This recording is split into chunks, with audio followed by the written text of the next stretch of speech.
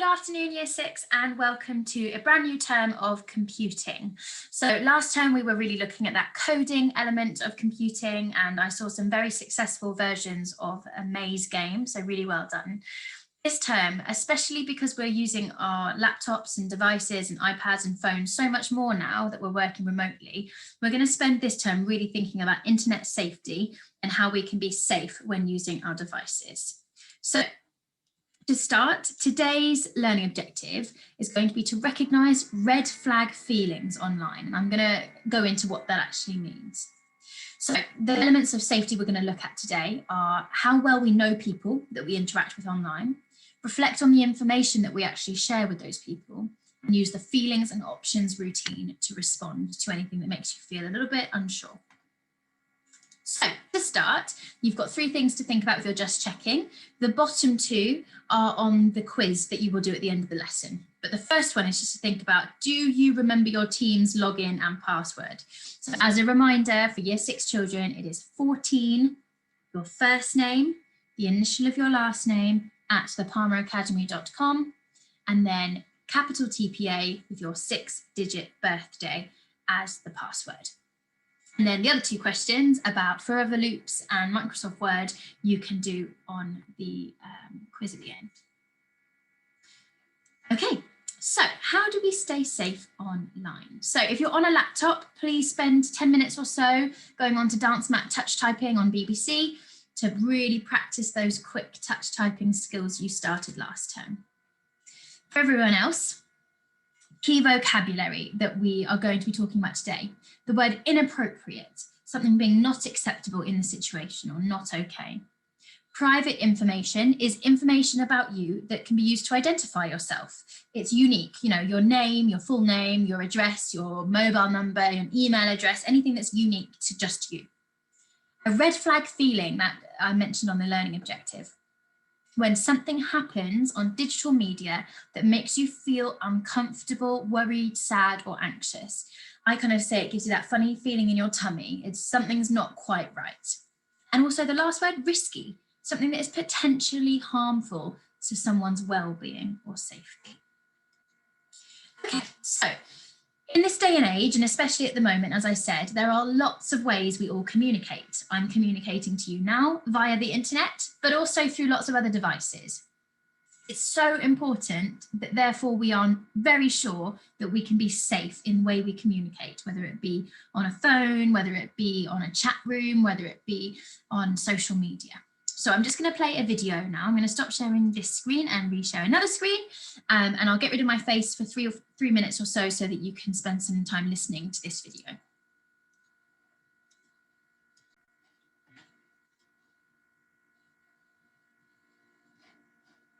There are a lot of people out there who aren't who they say they are, in small ways and big ways. I think it is totally fine for someone to become friends with someone online, but you have to be very, very careful. You know, they're thinking over their text and their pictures could be fake.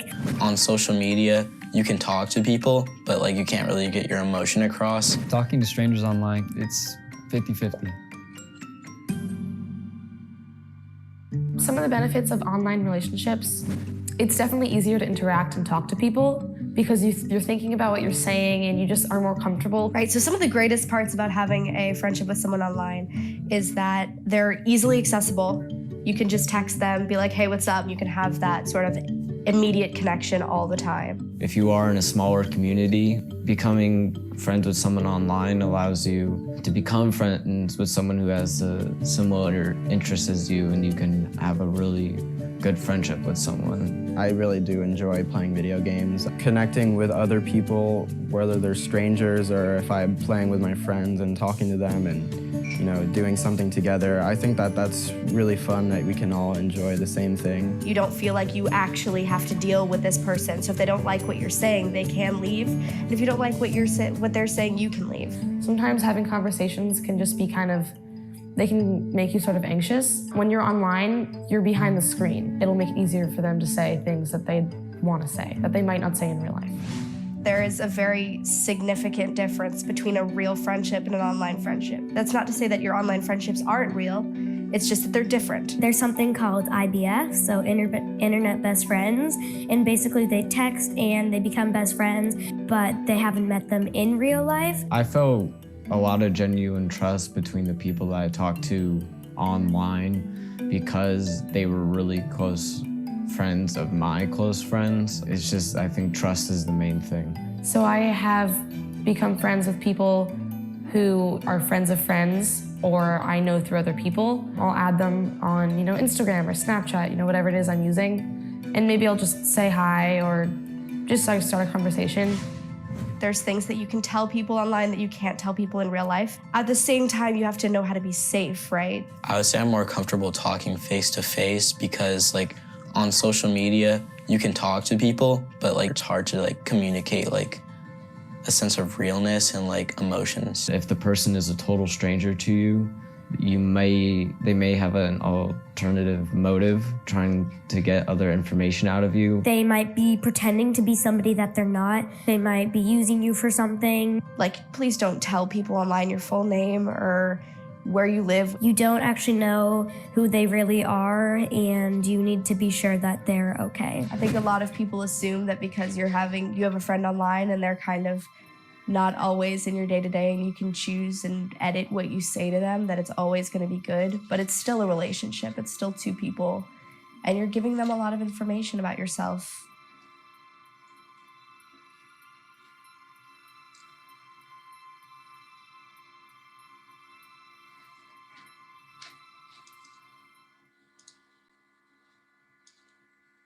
Okay, so hopefully you picked up lots of really important information, and that a lot of that rings true for your friendships online, on any communication devices you use, any chat rooms, any games, any phone, WhatsApp, social media, all of those things. So let's think about it a little bit more. Why should we consider how well we know someone before we online? Why is that important? And really think about that, how well we know someone. Why is that bit important? So pause the screen. You can jot down a few ideas here. Why should we consider how well we know someone before we share that information? Okay. It can be risky to share information with someone that actually it turns out you do not know very well. If it's not someone you've met in person, it's not someone who's a friend of a friend, it's completely random, it could be harmful. Sadly, with the internet, you can't build that trust as well as if you know someone face to face, because actually the person on the other end of the screen may not be the person that they are saying they are. And private information is unique to just you. And that's the part that makes it slightly risky, because actually, if you're trying to be really safe and you're protecting yourself and you've got a username rather than your full name, and then suddenly you share that information with that person, if you do not know them and you don't trust them with that information, that could be shared to other people. It could also, in the worst case scenario, lead that person to actually being able to find you and actually be able to find your address or cause you harm in another way. So it's really, really important. Let's think of some scenarios to kind of bring this into real life. I'm going to show you two, and I want you to decide which one is more risky. Okay, so there'll be two to think about, and this is number one. So this is Sarah, and she's going to be in both stories. Sarah's soccer coach connected her with a seal, a player he coaches from a nearby town. Sarah and a seal both play goalie and have other common interests like playing in a band. They have been chatting off and on for about a month through a social media messenger app. They talk about games and problems they're having at school with friends. They have shared when and where they will be playing soccer. They have also told each other their team names, their logos, and their favourite soccer fields in the area. Last week, a seal sent her some memes of soccer players that included some bad language and inappropriate images. A seal mentioned that she should probably make sure her parents don't see. So that's scenario one. Here's scenario two. Sarah loves taking pictures and posting them to Instagram. A few months ago, she noticed Alex_EastWest13 liked several of her photos and commented, "You are so talented." Sarah was flattered. Then she received a private message from Alex asking if she was a professional photographer or if she wanted to be one someday. Sarah responded that it was her dream to be one when she grew up. Now they talk a lot through private messaging. Sarah also posts comments on Alex photos, which are mostly of random objects and nature scenes. Last week, Alex asked if she would post some more selfies because I think you are beautiful. Alex also messaged her cell number so she could send more personal pictures. Just don't tell anyone I gave you this, Alex commented. So I want you to pause the screen here and think about which is a riskier communication. And actually, what information did Sarah share each time? So if you're wanting to pause the screen, here's number 2, and here's number 1, if you want to pause the screen. And answer those 2 questions. Which situation is riskier? And what information, what personal information has Sarah shared? Okay, so let's think through some of those things. Let's start with number 1. The information that they have shared. So this is someone that Sarah knows through someone. So it is definitely a real person because her soccer coach, which is a trusted person, has connected her with this person. So we know that a seal is real as such and that they have common interest. And Sarah has shared when and where her team will be playing, and also her team's name, the logo, and the fields in the area. Now, the risk there is that actually, if a seal wanted to turn up to see Sarah, Sarah has given the information, but actually she doesn't know, a seal doesn't know Sarah's full name, what, whether her family will be there. There's not that much information that potentially could be risky.